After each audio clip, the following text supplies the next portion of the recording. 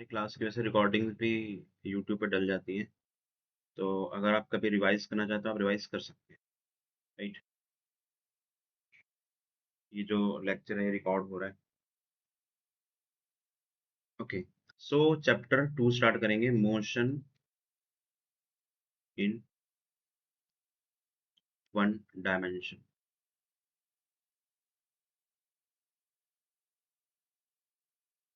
सबसे पहले इस चैप्टर में हमें पता होना चाहिए डिस्टेंस और डिस्प्लेसमेंट, इसमें क्या डिफरेंस है? Distance and displacement. तो मैं आप दोनों से ही पूछना चाहूँगा कि डिस्टेंस और डिस्प्लेसमेंट दोनों में क्या डिफरेंस है? अगर हम 3 डिफरेंस लिखना चाहें तो हम क्या लिख सकते हैं?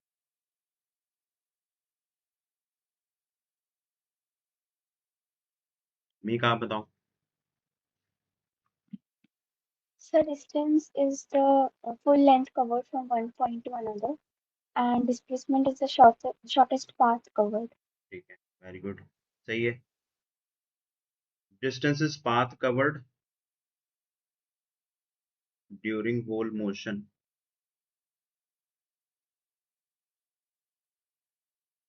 And displacement is shortest path between initial and final point. Divit आप बताओ बेटा, और क्या हम डिफरेंस क्रिएट कर सकते हैं?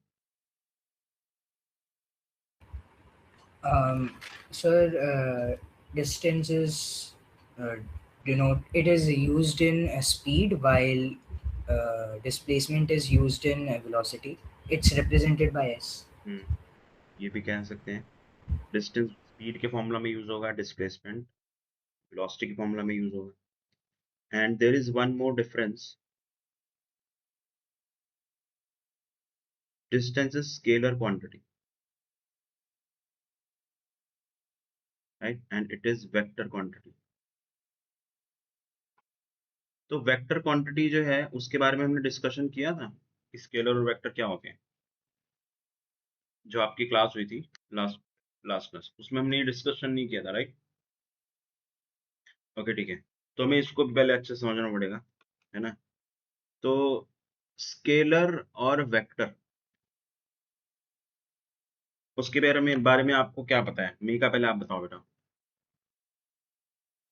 सर स्केलर में डायरेक्शन होती है बट मैग्नीट्यूड नहीं होता, एंड वेक्टर में दोनों होते हैं। दिव्य आप बताओ बेटा। सर सेम है, स्केलर में डायरेक्शंस होती है जो डिस्टेंस के लिए यूज होता है, एंड वेक्टर स्ट्रेट डायरेक्शंस नहीं होती। वेक्टर में स्ट्रेट, मैं स्ट्रेट वर्ड नहीं यूज होगा बट उसमें डायरेक्शंस नहीं होती। तो देखो थोड़ा सा अब दोनों ने गलत बता दिया इसको।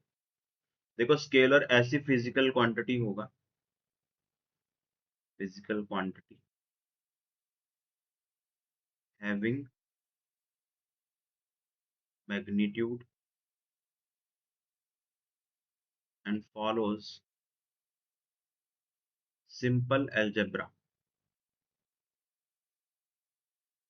तो ऐसी कोई भी फिजिकल क्वांटिटी जिसमें मैग्नीट्यूड होगा और वो सिंपल अलजेब्रा को फॉलो कर रहा है तो वो स्केलर हो जाएगा। कि वेक्टर जो है इसमें क्या होगा, any physical quantity having magnitude plus, या फिर एंड लिख दे, magnitude and direction also follows vector algebra.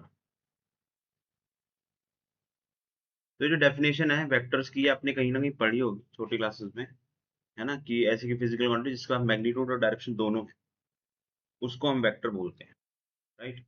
लेकिन एक चीज और है, हमने जो लास्ट में लाइन लिखी है ऑल्सो फॉलोज वेक्टर अलजेब्रा, ये बहुत इंपॉर्टेंट है, बट ये छोटी क्लास में आपको बताई नहीं की होगी। अच्छा, वेक्टर की डेफिनेशन पढ़ी हुई है, आई थिंक नाइन्थ क्लास में होगी शायद। दिवित, मेघा, याद है कुछ, है ना? तो वहां पर ना ये चीज नहीं बताते कि भाई जो वेक्टर है वो वेक्टर अलजेब्रा को भी फॉलो करना चाहिए। है ना। अब इससे प्रॉब्लम क्या आती है देखो, जैसे अगर मैं आपके सामने करंट ड्रॉ करूं, तो करंट जो है उसके बाद डायरेक्शन भी है, हम ड्रॉ करते हैं ना करंट का डायरेक्शन की इस डायरेक्शन में जा रहा है, मैग्नीट्यूड भी होता है उसके पास 10 एम्पेयर्स। अच्छा, हमने ये जो दो लाइंस लगाई हैं, किसी भी फिजिकल क्वांटिटी के अक्रॉस आप लाइन लगा रहे हो तो उसका मतलब उसके मैग्नीट्यूड की बात कर रहे हैं, ठीक है। तो मैग्नीट्यूड भी होता है करंट का है ना। तो करंट के पास मैग्नीट्यूड भी है और डायरेक्शन भी है। तो जो छोटे क्लास में डेफिनेशन पढ़ाई गई थी, any physical quantity having magnitude and direction, ठीक है, उसके हिसाब से तो ये वेक्टर होना चाहिए था, but it is not vector, ठीक है। सो ये वेक्टर क्यों नहीं है, ये जो हमने लाइन अंडरलाइन की है ये वाली, इस रीजन की वजह से करंट जो है वो वेक्टर अलजेब्रा को फॉलो नहीं करता है, इसलिए डायरेक्शन और मैग्नीट्यूड होने के बावजूद वो वेक्टर नहीं है, राइट। तो वेक्टर होने के लिए तीन कंडीशन है ना, एक तो उसका पास मैग्नीट्यूड होना चाहिए, डायरेक्शन होना चाहिए, and it should also follow vector algebra, ठीक है। सिमिलरली प्रेशर की अगर हम बात करें, प्रेशर भी जब हम कहीं पर, जैसे मान लो इस सरफेस पर मैं फोर्स लगा रहा हूँ नीचे की तरफ, जैसे टेबल है इसमें मैं फोर्स लगा रहा हूँ नीचे की तरफ, तो इसका मतलब मैं प्रेशर भी नीचे की तरफ ही लगा रहा हूँ, राइट। तो प्रेशर का भी डायरेक्शन होगा, मैग्नीट्यूड भी होता है, but this pressure is also not vector. Why? Because it do not follow vector algebra, do not follow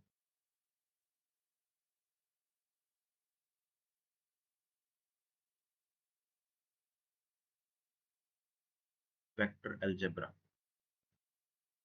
ठीक है। तो वेक्टर होने के लिए तीन कंडीशंस है और तीनों फुलफिल होना चाहिए, then only we can say it is a vector, ठीक है। नोट डाउन करिए इसको।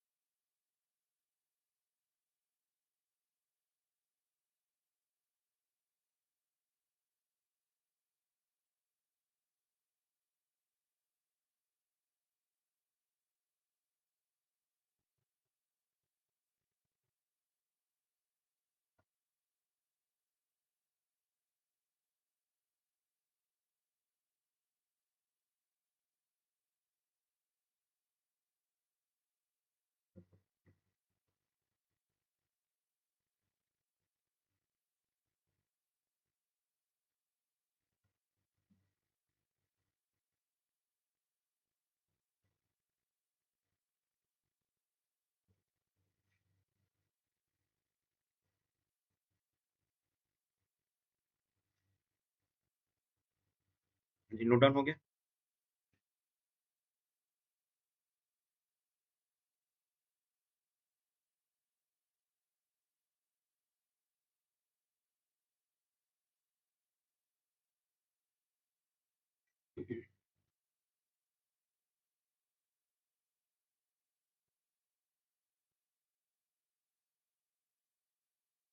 जी, हो गया नोट डाउन,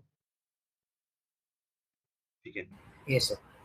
अब देखो मेरा जो पॉइंट है ये सारा डिस्कशन करने का वो ये है, देखो फिजिक्स में ना हर एक अक्षर का, हर एक चीज का मतलब होता है, every word has a meaning in physics, और उससे क्वेश्चन भी चेंज हो जाता है और उस बात का मतलब भी चेंज हो जाता है ना।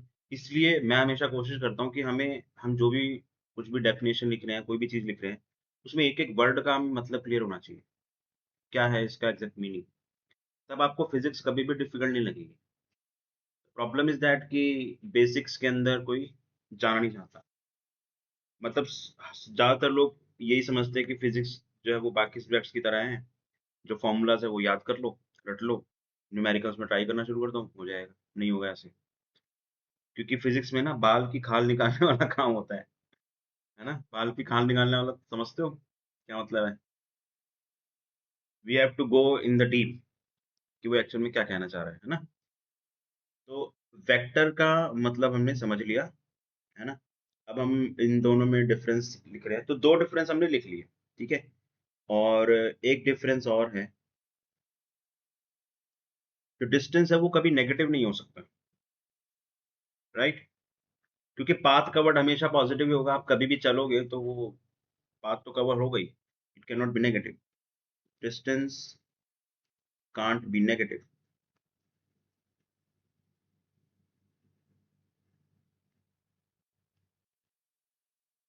And displacement can be negative, positive and zero. Displacement can be positive, negative and zero. Fourth point,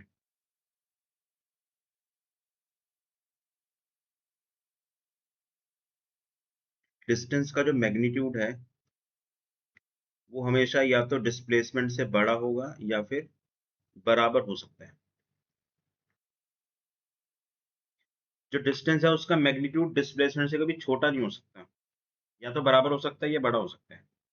तो मैं आप दोनों से ये पूछना चाहूंगा कि क्या आप मुझे बता सकते हैं ऐसी सिचुएशन जहां डिस्टेंस और डिस्प्लेसमेंट बराबर होंगे? So straight sir line. अगर किसी ओके, मीका आप बताओ क्या कहते हैं? सर वही स्ट्रेट स्ट्रेट लाइन, चलो ठीक है। तो एक काम करो, ये पहले जो डिफरेंस है ये नोट डाउन करो, फिर हम आगे डिस्कशन करते हैं। देखो, अब जो स्ट्रेट लाइन है ना उसके भी 2 मतलब होते हैं, ठीक है? तो हम पहले डिटेल में डिस्कस करेंगे।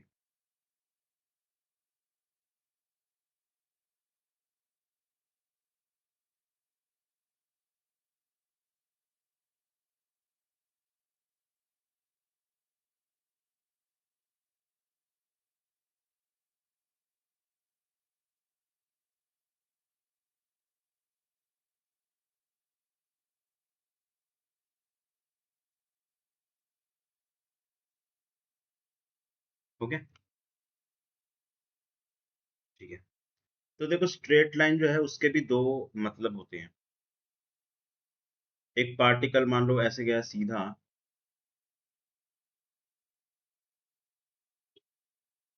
और फिर ये वापस अपोजिट डायरेक्शन में चलने लगा।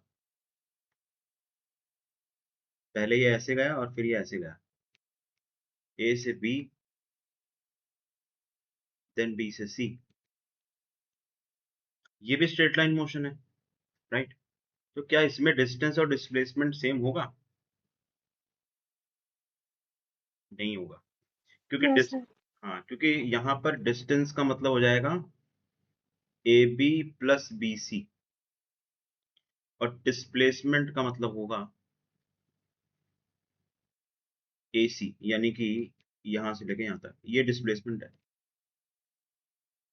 राइट? है ना?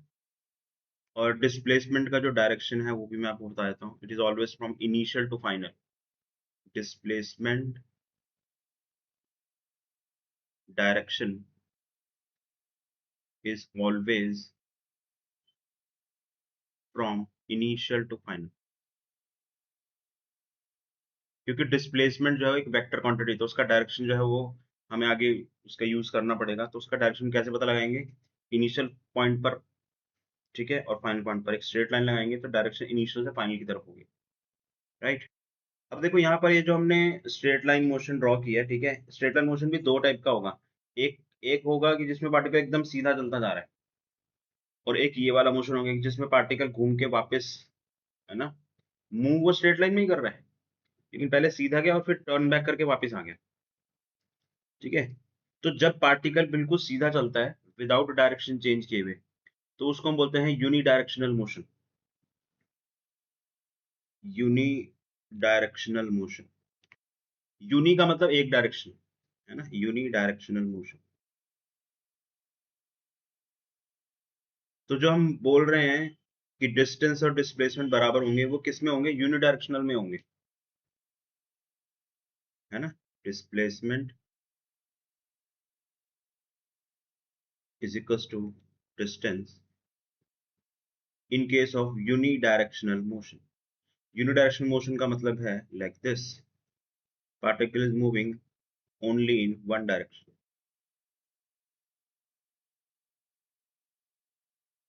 और ये रिटर्न बैक मोशन, इसको हम रिटर्न बैक मोशन बोल सकते हैं। मोशन तो दोनों ही 1D है, लेकिन ये रिटर्न बैक मोशन हो गया और ये यूनिडायरेक्शनल हो गया। रिटर्न बैक वाले में डिस्टेंस डिस्प्लेसमेंट बराबर नहीं होंगे, ठीक है। तो इसको नोट डाउन करिए, फिर हम आगे डिस्कशन करते हैं। तो आज के बाद आपसे कोई पूछेगा कि डिस्टेंस डिस्प्लेसमेंट बराबर कब होते हैं, तो हम क्या आंसर देंगे? यूनिडायरेक्शनल मोशन में, only in that case.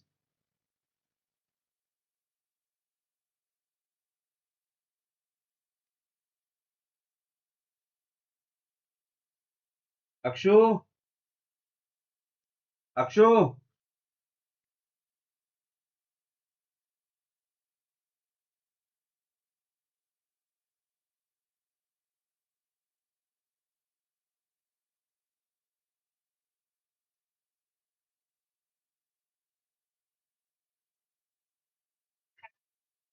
Akshu को भेजो जरा।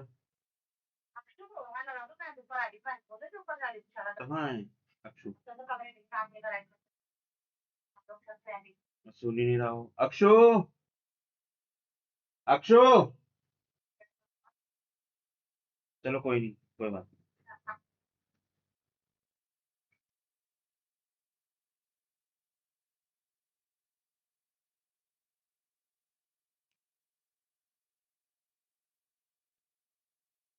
हाँ जी, done.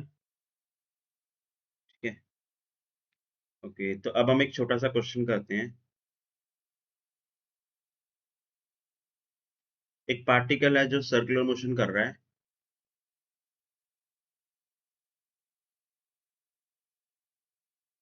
This particle is moving along the circle A, B, C, D. Radius of the circle is 10 centimeter. आपको बताना है ये A जो है वो इनिशियल पॉइंट है एंड D जो है वो फाइनल पॉइंट है। Find distance and displacement.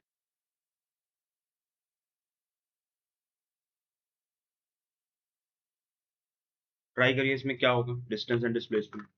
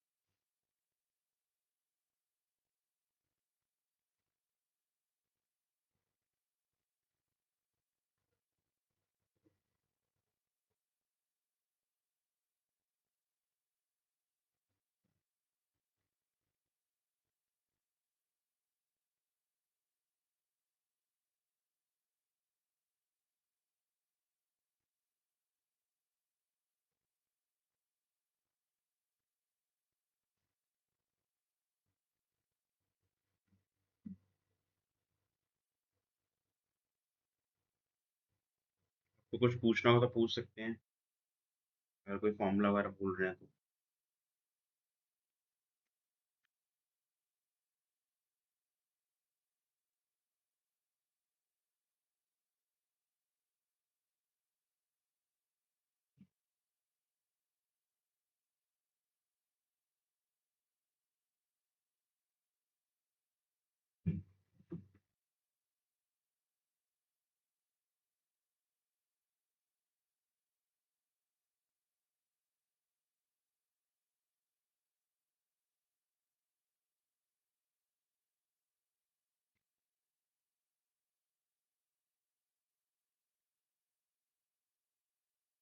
Okay done.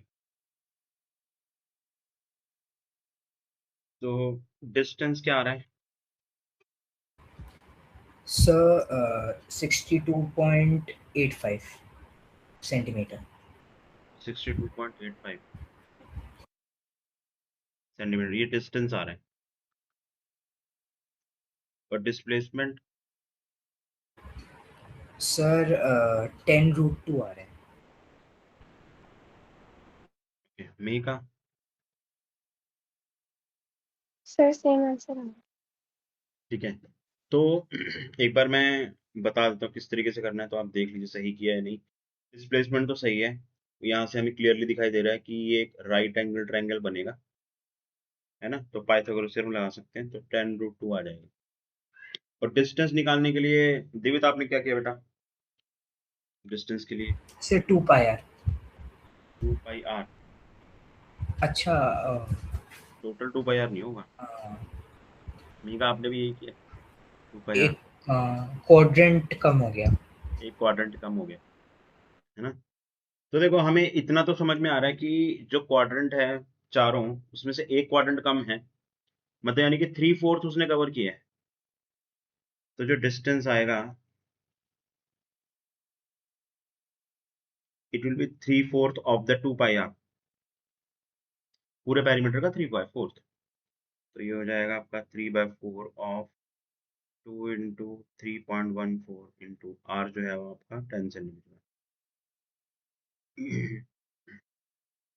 660/4 पाई। इसको आप चाहो तो फर्दर सिंप्लीफाई कर सकते हो। ठीक है, क्लियर है ना। चलिए आगे बढ़ते हैं, इसको मैं रब कर रहा हूँ। नेक्स्ट है हमारे पास स्पीड एंड वेलोसिटी।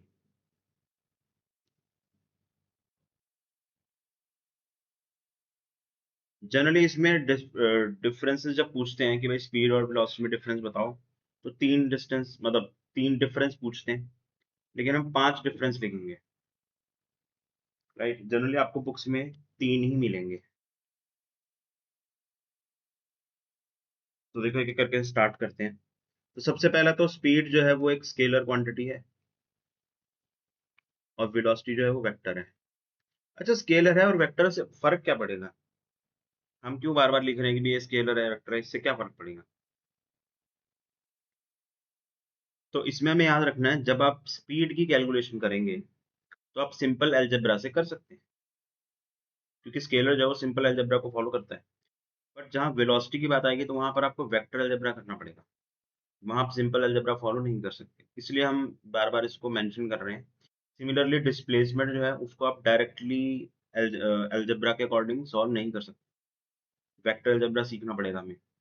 डिस्टेंस के लिए आप यूज कर सकते हैं सिंपल अलजेब्रा। ठीक है, ओके। सेकंड पॉइंट, स्पीड जो है इसका फॉर्मूला होता है डिस्टेंस अपॉन टाइम, और ये होता है डिस्प्लेसमेंट अपॉन टाइम।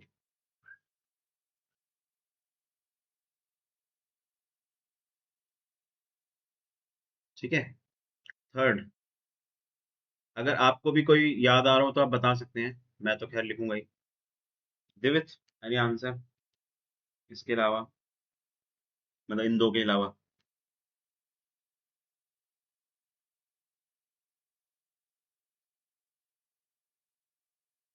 मिहिका, आपको आपका कोई आंसर इन दो के अलावा?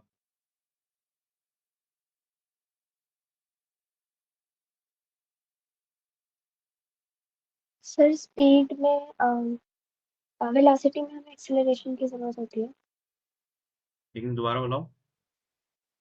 सर वेलोसिटी में एक्सेलरेशन की जरूरत होती है, और स्पीड में? और स्पीड हम बिना एक्सेलरेशन के कैलकुलेट कर सकते हैं। ठीक है, दिवित आप कुछ बोलना चाहोगे, एनी पॉइंट? सर कोई पॉइंट याद तो नहीं आ रहा। चलो देखो, स्पीड को हम लिख सकते हैं distance covered per unit time.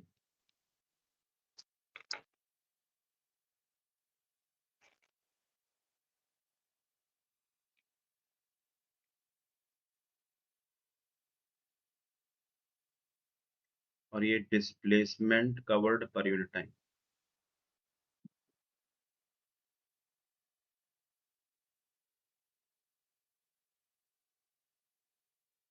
ठीक है,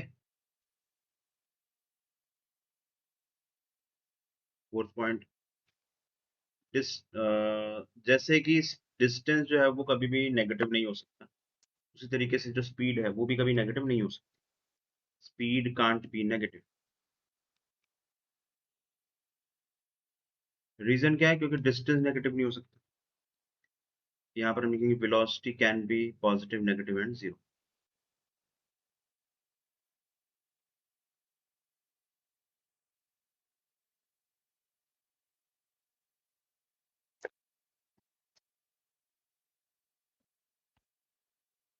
velocity can be positive, negative and zero.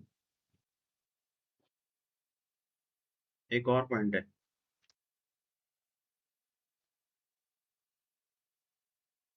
जो डिस्टेंस जैसे डिस्प्लेसमेंट से हमेशा बड़ा होगा या बराबर होगा, उसी तरीके से स्पीड जो है इसका भी जो मैग्नीट्यूड है या तो डिस्प्लेसमेंट से बड़ा या तो वेलोसिटी से बड़ा होगा या फिर इक्वल होगा।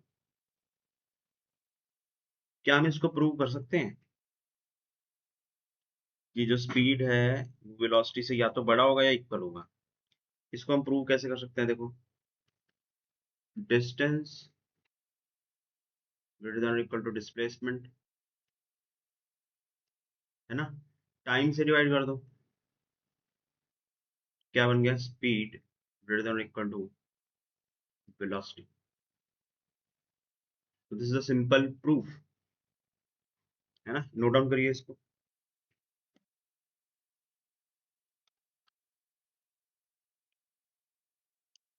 अक्षु,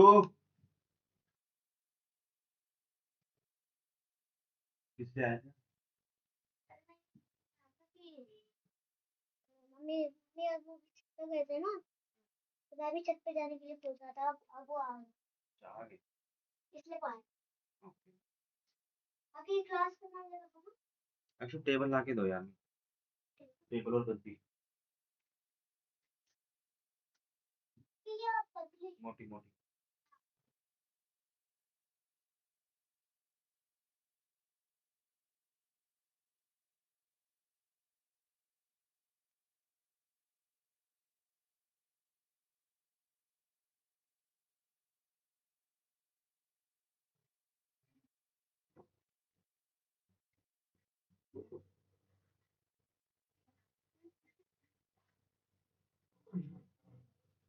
ओके, तो ये जो हमने पॉइंट्स डिस्कस किए हैं इसमें कोई डाउट?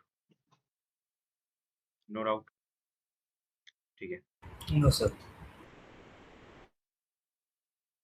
नेक्स्ट इज क्लासिफिकेशन, यानी कि स्पीड जो है इसको हम क्लासिफाई कर सकते हैं और वेलोसिटी को भी हम क्लासिफाई कर सकते हैं।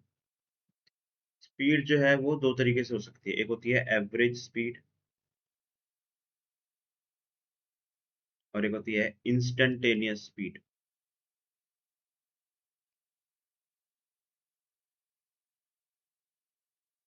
ठीक है, average speed and instantaneous speed. Average speed जो है वो नॉर्मली जैसे हम बोलते हैं ना कि भाई आप मान लो एक जगह से, यानी कि सपोज स्कूल से घर आया, उसमें जो पाथ कवर्ड है वो आपने टोटल लिख दिया और आपको पहुंचने में कितना टाइम लगा वो नोट डाउन कर लिया और दोनों को डिवाइड कर दिया, तो वो हो जाएगी average speed of the whole motion.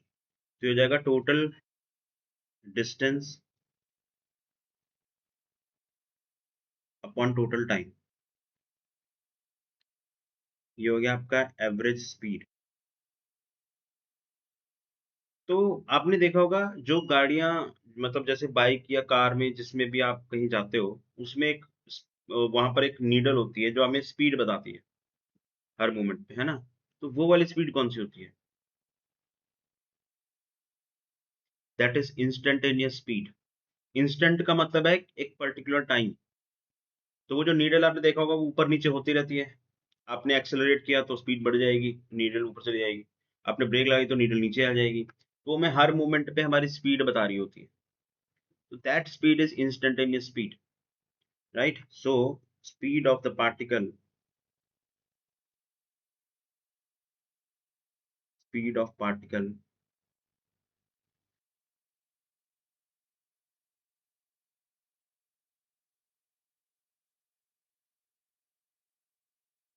particle at any instant is instantaneous speed.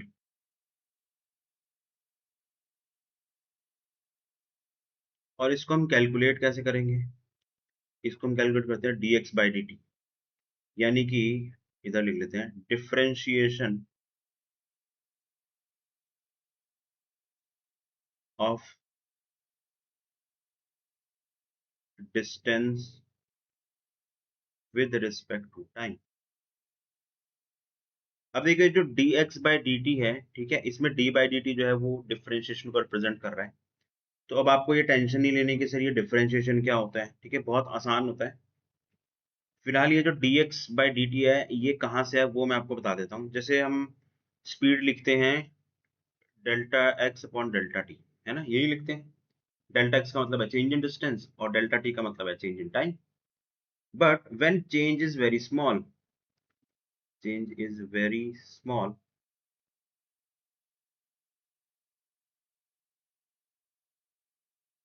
तो ये जो डेल्टा है ना ये स्मॉल डी में कन्वर्ट हो जाता है। स्मॉल डी जो है वो भी चेंज को रिप्रेजेंट करता है, but it represents very small change. तो अगर डेल्टा लिखा होगा तो वो चेंज को रिप्रेजेंट करेगा, लेकिन अगर स्मॉल डी लिखा है तो वो क्या रिप्रेजेंट करेगा? Very small change. किसी भी फिजिकल क्वांटिटी के साथ में अगर हम स्मॉल डी लगा देंगे तो इसका मतलब है हम उसके स्मॉल चेंज की बात कर रहे हैं। ये आप याद रखिएगा, आगे भी ये चीज काफी बार यूज होगी। जहां पर भी बहुत छोटे सी एलिमेंट या बहुत छोटे से अमाउंट की बात होगी तो वहां पर हम स्मॉल डी लिखेंगे। तो इसलिए अब ये जो delta x by delta T है इसको अगर हम डी में कन्वर्ट कर दे तो ये D x by D T बन जाएगा बस। तो वहीं से ये फॉर्मूला आया है, ठीक है। नेक्स्ट हम बात करें वेलोसिटी की, तो वेलोसिटी भी दो तरीके से हो सकती है, एवरेज वेलोसिटी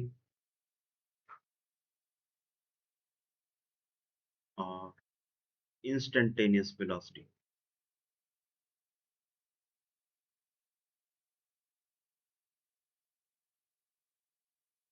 एवरेज वेलोसिटी जो है ये हो जाएगा आपका total displacement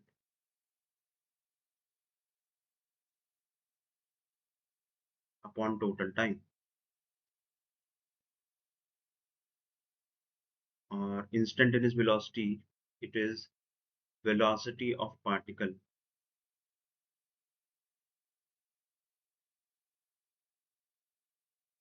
at particular instant। और कैलकुलेशन इसका भी वही है, डिफरेंशिएशन। तो ये हो जाएगा differentiation of displacement with respect to time. ये जो WRT लिख रहे हैं इसका ये विद रिस्पेक्ट टू का शॉर्ट फॉर्म है, राइट। और यहाँ पर हम डिफरेंशिएशन ऑफ डिस्प्लेसमेंट बोल रहे हैं, और ये फॉर्मूला भी वहीं से ही आया है, delta S by delta T. लेकिन अगर जो चेंज है वो स्मॉल है तो ये D S by D T बन गया फॉर स्मॉल चेंज।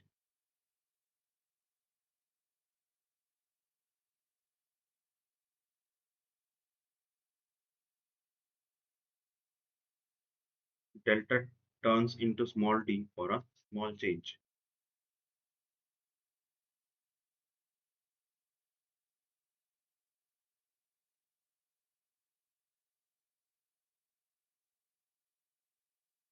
अच्छा, मैं जो स्क्रीन पर लिख रहा हूँ व्हाइट कलर से ज्यादा ठीक लग रहा है या फिर येलो से?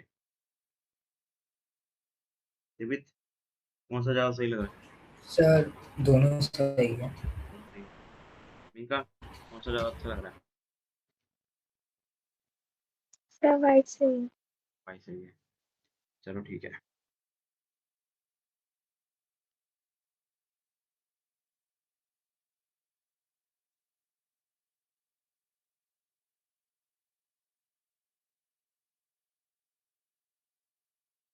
दिवित, आपने 12th के बाद क्या बताया था? 12th के बाद क्या करना है? भूल गया मैं, आपसे बताया। सर एक तो जेई का दूंगा एंड दूसरा एनडीए मेन है, मेरा एनडीए है। सेकेंडरी। यस। मी का आपने बताया था, मेरे को याद, राइट। सो देखो, कोई भी एंट्रेंस एग्जाम क्रैक करने के लिए आपको बेसिक्स जो है ना वो एकदम क्लियर होने चाहिए, राइट। क्योंकि एंट्रेंस एग्जाम में जो क्वेश्चन पूछे जाते हैं ना वो वही बेसिक से पूछे जाते हैं। मतलब सीबीएसई में तो क्या है, वहां पे तो कुछ डेरिवेशंस हो गई, कुछ डेफिनेशंस हो गई, वो याद करके चले गए तो हो गया। लेकिन एंट्रेंस एग्जाम में वो हर चीज के बीच में से उठा के चीजें पूछ लेते हैं, राइट। तो मतलब वही हर चीज को एकदम डीपली हमने समझना है, राइट। तो आपको कभी डिफिकल्ट नहीं लगेगी फिजिक्स। ओके, तो हमने अभी तक जो पढ़ा है ये वेलोसिटी और स्पीड में, इसमें कोई डाउट? नो डाउट, ठीक है। तो हम क्वेश्चन पे आते हैं। तो पहले average speed and average velocity की बात करेंगे।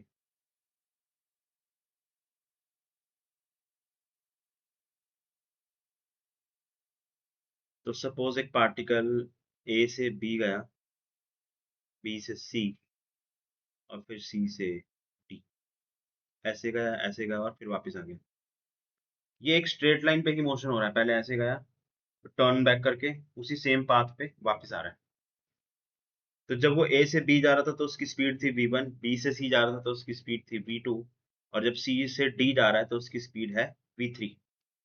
और हमें निकालना है एवरेज स्पीड।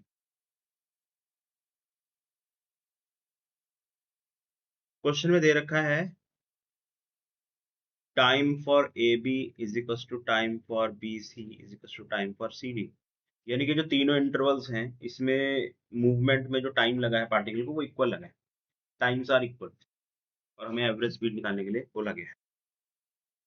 तो ये क्वेश्चन मैं आपको करके दिखाता हूँ कैसे करेंगे। तो देखो, एवरेज स्पीड जो है उसका फॉर्मूला क्या होता है, टोटल डिस्टेंस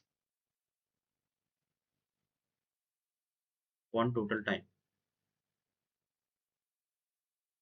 टोटल डिस्टेंस का मतलब है distance of A B plus distance of B C, distance of C D, whole divide by total time. क्या हो जाएगा आपका, time for A B, time for B C and time for C D. जो हमारा formula है उसके according तो यही हमें लिखना है, राइट। बट यहाँ पर प्रॉब्लम ये है कि हमें डिस्टेंस के बारे में कुछ बताया, मतलब डिस्टेंस इक्वल है ये तो बताया गया, लेकिन डिस्टेंस है कितना ये नहीं बताया गया। सॉरी, डिस्टेंस इक्वल नहीं है, टाइम इक्वल है, हाँ। तो डिस्टेंस के बारे में कोई इन्फॉर्मेशन नहीं है। जो इक्वल बताया गया है वो टाइम बताया गया है इक्वल, है ना। डिस्टेंस के बारे में कोई इन्फॉर्मेशन नहीं दी है। तो जिस चीज की इन्फॉर्मेशन नहीं दी गई है वो हमें कैलकुलेट करनी पड़ेगी हर इंटरवल के लिए, है ना। जैसे A B distance, B C और सी डी, इसके बारे में हमें कुछ कुछ भी आइडिया नहीं है, कोई डाटा नहीं दिया हुआ, तो हम इसको कैलकुलेट कर लेते हैं। डिस्टेंस होता है स्पीड इनटू टाइम। तो distance of A B interval में जो डिस्टेंस निकालना है उसके लिए स्पीड होगी v1, और टाइम, ये जो टाइम सारे इक्वल है इनको हम सबको टी मान लेते हैं, इक्वल है तो सबका टी मान लेते हैं। तो ये v1 इंटू टी हो गया। फिर डिस्टेंस ऑफ बी सी कितना हो जाएगा, v2t। Distance of C D ये हो जाएगा v3t। अब हम वैल्यूज पुट कर देते हैं। तो distance of A B B C C D ये हो जाएगा v1t, v2t, v3t upon 3t, क्योंकि टाइम सबका इक्वल है। तो t कॉमन ले लिया तो ये आ गया v1 plus v2 plus v3 upon 3t। t से t cancel, so we got final answer v1 plus v2 plus v3 upon 3। ये एवरेज स्पीड आ गया, राइट। अब आपके दिमाग में एक डाउट, और मतलब डाउट नहीं, आपके दिमाग में आ रहा है सर ये हमने इतना कुछ क्यों किया, हम ऐसी एवरेज निकाल लेते, v1 plus v2 plus v3/3, है ना। क्योंकि छोटी क्लास में तो ऐसे ही बोला गया है कि तीन स्पीड दी है, तीनों का एवरेज निकाल लो, वही एवरेज हो जाएगा, ठीक है। लेकिन देखो यहाँ पर ना दो केस हैं। ये केस है इक्वल टाइम वाला, तो जब भी आप इक्वल टाइम में एवरेज निकालेंगे ना तो हमेशा ऐसे ही आप एवरेज निकाल सकते हैं। मतलब यहाँ पर अगर चार इंटरवल होते और चार स्पीड दी होती, तो आप v1 plus v2 plus v3 plus v4 bye 4 कर देते हैं, सिंपल। लेकिन ये कब होता है? जब टाइम इंटरवल्स इक्वल दिए हों, तब। सपोज टाइम इंटरवल इक्वल ना दिए हों, उस केस में क्या करेंगे? ठीक है, तो हम नेक्स्ट केस में देखेंगे, और उसमें ऐसा आंसर बिल्कुल भी नहीं आएगा। ठीक है, तो ये मतलब ये कभी भी मत सोचना कि भाई एवरेज जो है वो बस सभी स्पीड्स जो है उसका एवरेज मतलब मीन ले लो तो वो एवरेज आएगा। वो सिर्फ एक केस में होता है जब टाइम इक्वल हो। ठीक है, ओके। अच्छा, इसमें एवरेज स्पीड आ गई, एवरेज वेलोसिटी नहीं निकाली हमने, एवरेज वेलोसिटी निकाल लेते हैं। एवरेज वेलोसिटी निकालने का मतलब है displacement, total displacement upon total time. तो डिस्प्लेसमेंट आप मुझे बताओ जरा यहाँ पर क्या होगी मिका? डिस्प्लेसमेंट क्या होगी?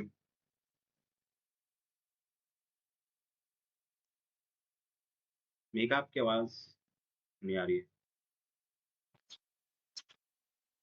सिर्फ A to D। Okay, right, है ना, ए टू डी ये हमारा डिस्प्लेसमेंट हो जाएगा। तो इसको हम कैलकुलेट कैसे करेंगे? देखो, distance of A B, distance of B C, A B और बी सी मिला के पूरा डिस्टेंस हो गया, उसमें से सी डी माइनस कर देंगे, है ना। तो ये पूरा ऐड करके सी डी वाला माइनस कर देंगे। डिनोमिनेटर में क्या लिखेंगे दिवित? टाइम में डिनोमिनेटर में क्या लिखेंगे? सो टाइम 3 टाइम्स हो जाएगा क्योंकि टाइम इक्वल दी हुई है। Right, very good. कुछ बच्चे यहाँ पर ज्यादा दिमाग लगाते हैं और वो बोलते हैं कि सर ये 3t, sorry 2t minus T हो जाएगा। तो याद रखिए, टाइम कभी माइनस नहीं होगा। क्यों माइनस नहीं होगा? क्योंकि भले ही वो पार्टिकल ऐसे जाके वापस आ रहा है, तो टाइम तो बढ़ता जा रहा है ना, टाइम तो सब्ट्रैक्ट नहीं हो रहा। राइट, तो टाइम को कभी आपने सब्ट्रैक्ट नहीं करना है, टाइम हमेशा ऐड होगा। तो अब distance of A B B C C D हम पुट कर देते हैं, तो ये v1t plus v2t minus v3t upon 3t, t common लेके कैंसिल हो जाएगा, तो ये v1 plus v2 minus v3 upon 3। ये हमारा एवरेज वेलोसिटी आ गया। ठीक है, नोट डाउन करिए इसको।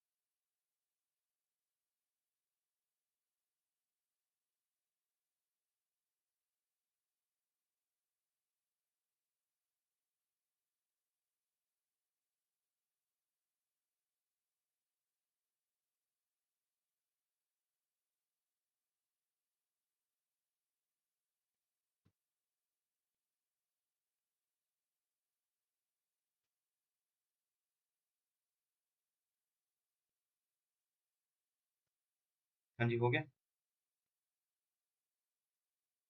ठीक है, नेक्स्ट। अब हम केस करेंगे जिसमें डिस्टेंसेस इक्वल होंगे, average speed and average velocity.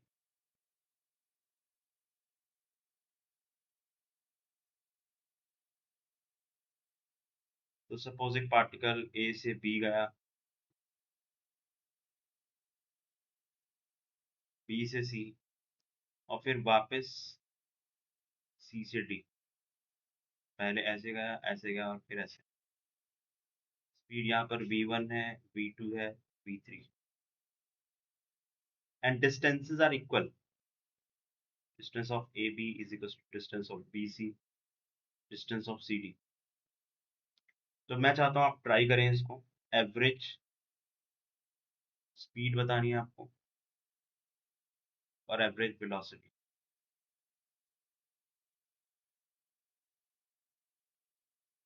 चलिए ट्राई करिए।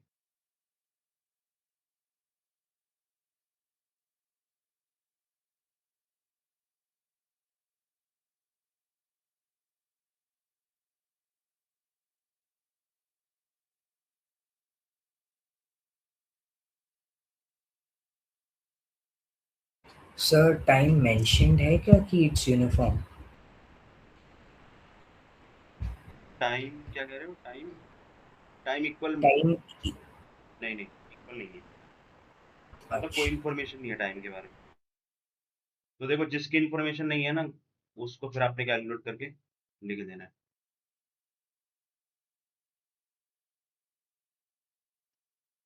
अक्षु, अक्षु, अक्षु।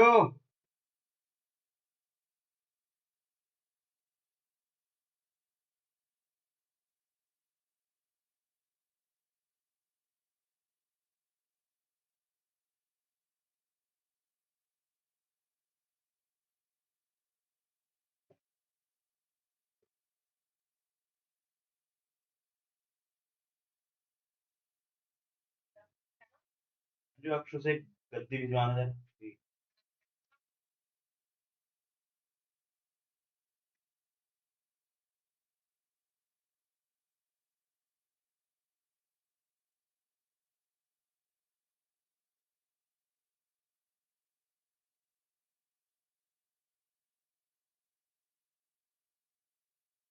अक्षु,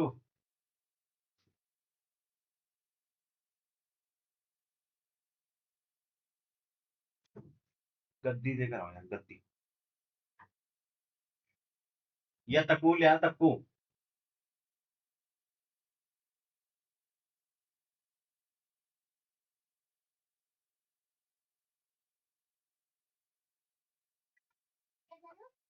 तक्कू तक्कू कह रहा, तक्कू ले आओ। ये नहीं।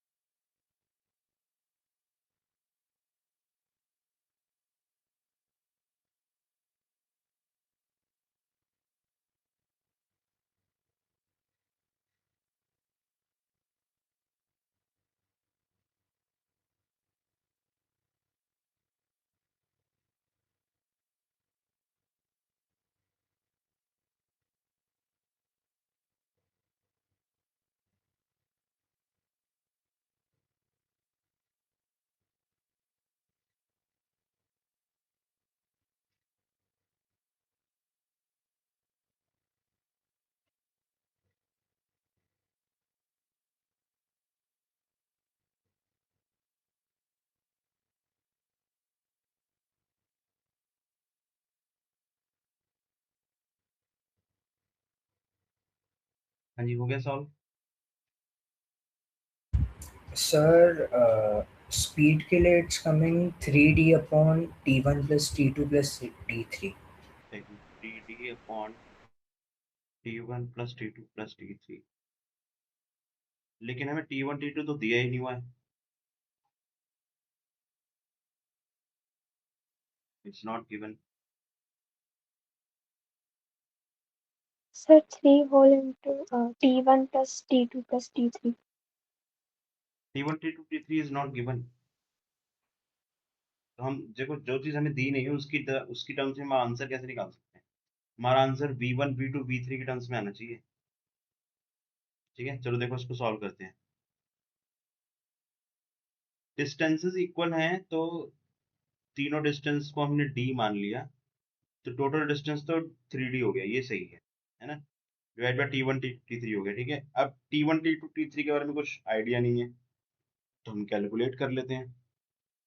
टाइम होता है डिस्टेंस अपॉन टाइम होता है डिस्टेंस अपॉन स्पीड, तो हो जाएगा t अपॉन v1, फिर t2 हो जाएगा d अपॉन v2, और t3 हो जाएगा d अपॉन v3। उन सब की वैल्यू पुट कर देते हैं, तो 3d अपॉन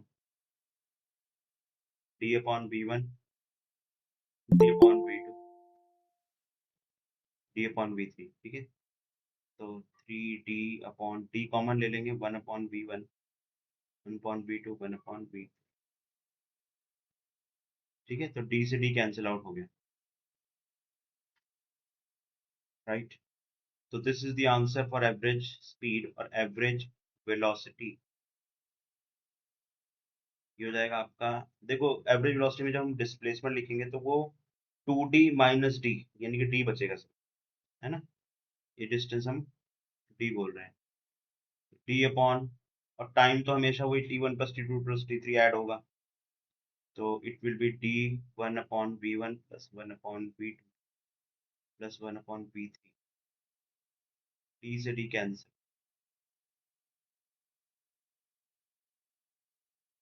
ठीक है, ये हमारा एवरेज वेलोसिटी आ गया।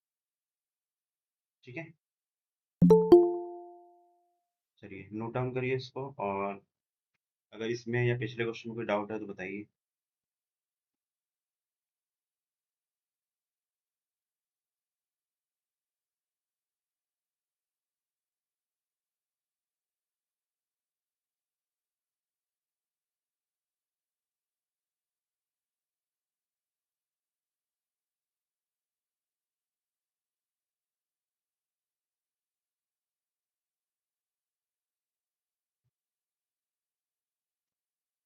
इलेवंथ वाले बच्चे थोड़ा वेट करें।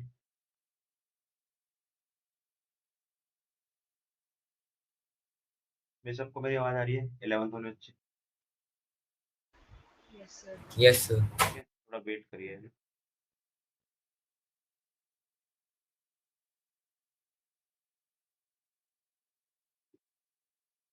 मिहिका एंड दिवित, बेटा नोट डाउन हो गया? ठीक है, तो आज की क्लास हम यही समाप्त करते हैं। ठीक है, एंड नेक्स्ट क्लास में फिर आगे बढ़ेंगे, राइट। और मैं आपको कुछ प्रैक्टिस क्वेश्चंस भी दूंगा, सिंपल वाले, आज मैं आपको भेजूंगा, थोड़ा सा प्रैक्टिस करेंगे, राइट। ठीक है, चलिए ठीक है, thank Okay, sir. Thank you.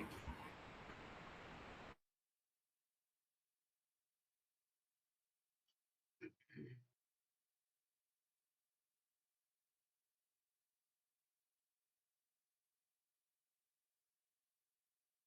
मैं टेस्ट जो है वो जस्ट आपको भेज रहा हूँ।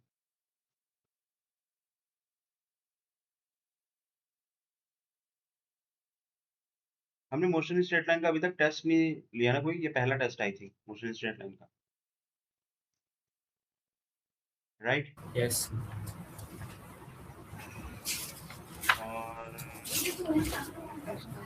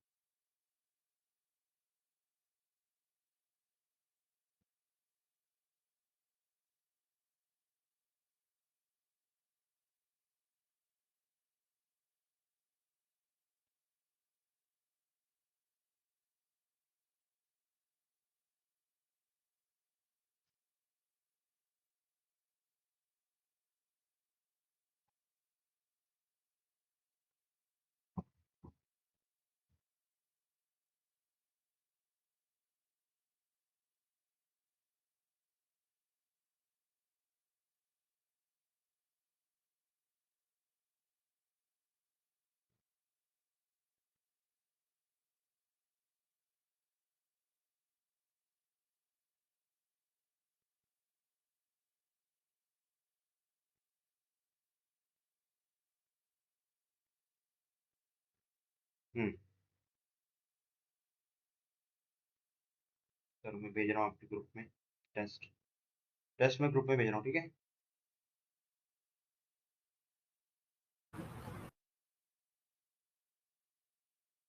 सभी बच्चे कैमरा ऑन रखेंगे टेस्ट के टाइम में,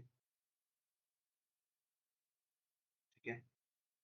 और 1 आवर का टेस्ट है, +4 -1, करेक्ट आंसर के लिए +4 और गलत के लिए -1, अनअटेम्प्टेड का 0 मार्क्स, ठीक है।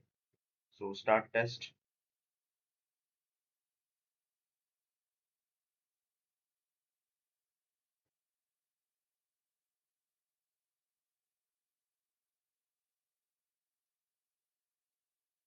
मन्नत, अच्छा मन्नत ने ज्वाइन किया हुआ है।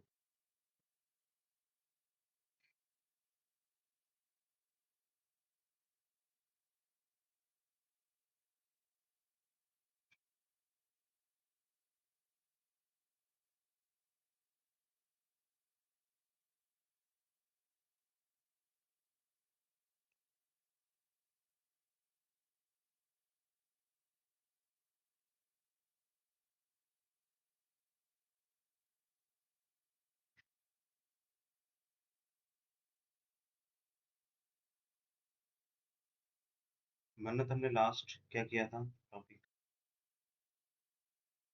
अच्छा सभी 11th वाले बच्चे मेरी जो वॉइस है वो आप म्यूट करके अपना टेस्ट दीजिए, ठीक है।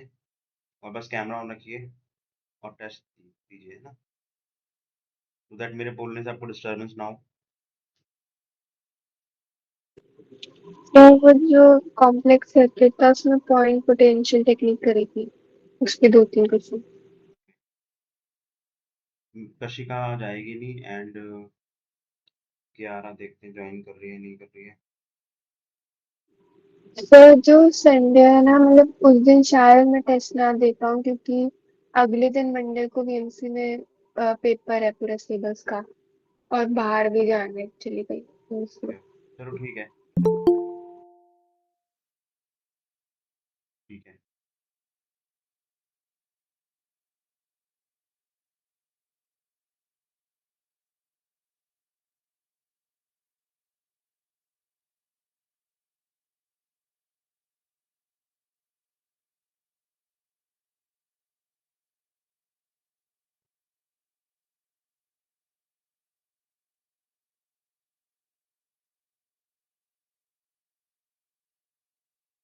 11th वाले बच्चे सभी बच्चे मेरी आवाज़ म्यूट कर लें एंड उसका अपना आराम से टेस्ट दीजिए, बस कैमरा ऑन रखें।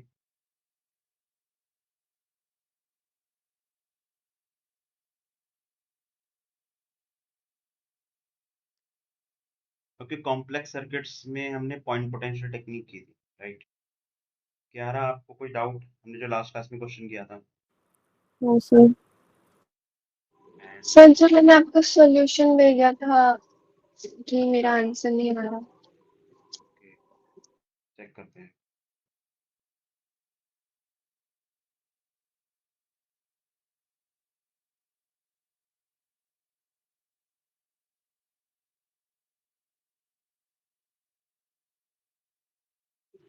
सर और इस चैप्टर में कितने टॉपिक रह गए एक बार वो बता।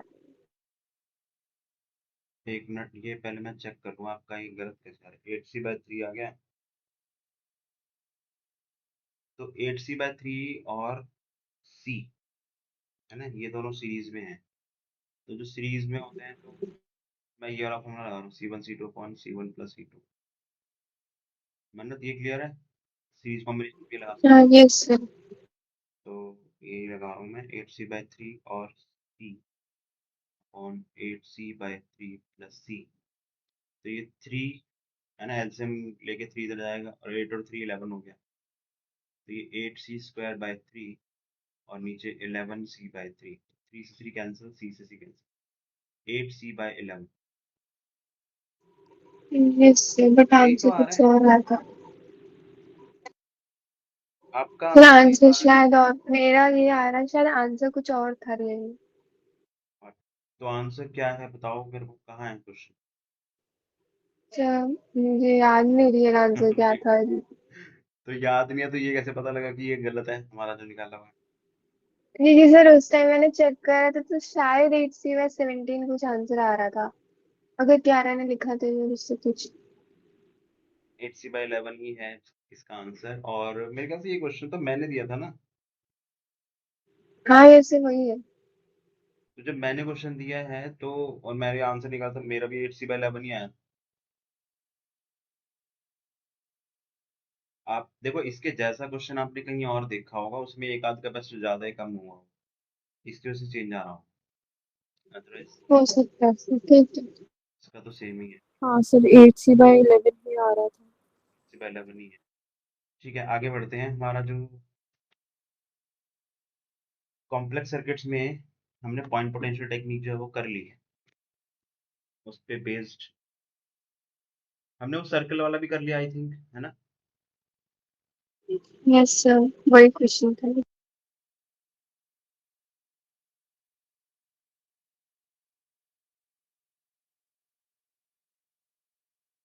तो पॉइंट पोटेंशियल वाला हमने भी कर लिया, वो भी करना चाहिए। एक और क्वेश्चन आता है पॉइंट पोटेंशियल में। ये कैपेसिटर प्लेट्स हैं एंड दीज आर कनेक्टेड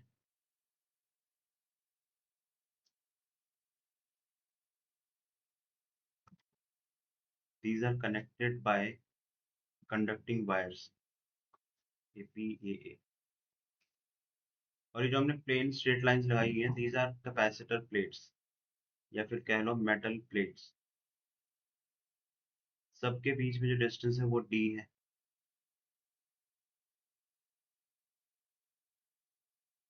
ये क्वेश्चन नीट में भी आया हुआ है, IIT मेंस में भी आया हुआ है। मेटल प्लेट्स, ठीक है, सबके बीच डिस्टेंस d है और एरिया ऑफ प्लेट जो है वो a है। और हमें बताना है C equivalent of this circuit between A and B।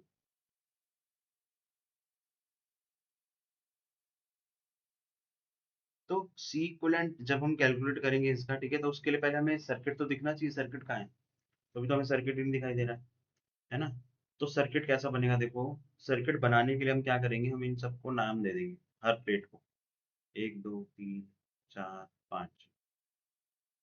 जब हमने नेमिंग कर दी तो जो इक्वल पोटेंशियल वाली प्लेट्स हैं उनको एक साथ रखेंगे। तो ये एक फर्स्ट प्लेट, थर्ड प्लेट और फिफ्थ प्लेट, ये सारी देखो कनेक्टिंग वायर्स जुड़ी हुई हैं।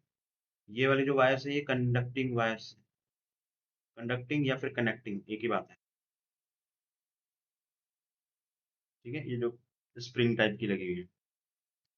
तो 1 3 और 5 इसको हमने एक साथ रख दिया, ये ए के साथ है। और बी के साथ में है 2 और 4।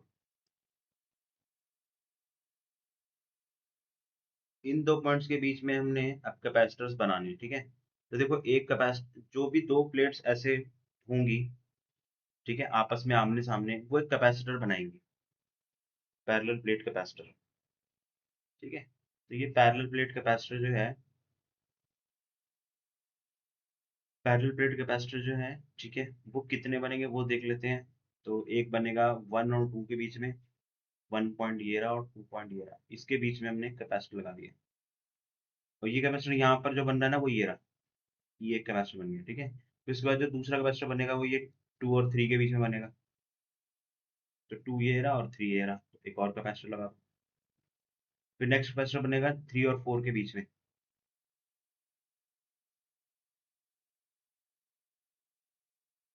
ठीक है। तो 3 और 4 के बीच में बना दिया हमने। एंड फिर उसके बाद 4 और 5 के बीच में।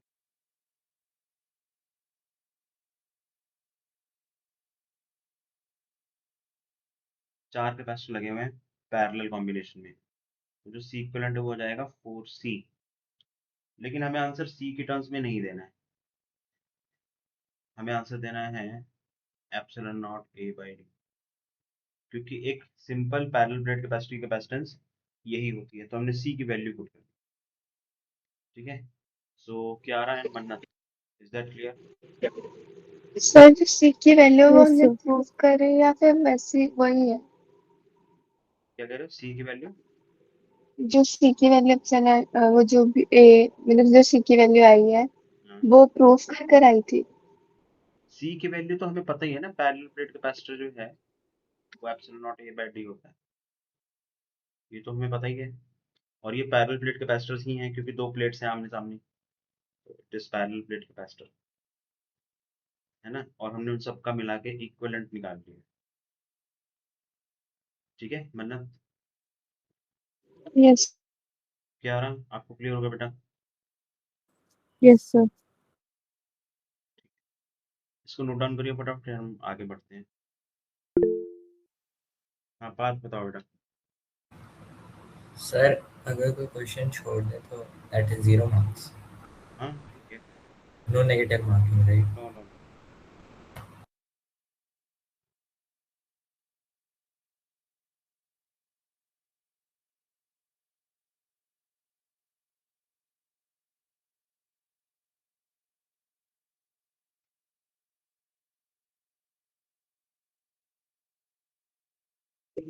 Done sir.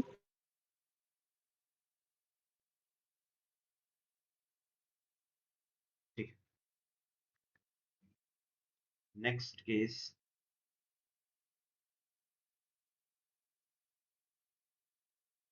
कॉम्प्लेक्स सर्किट में अब नेक्स्ट केस है हमारा सिमेट्री वाला।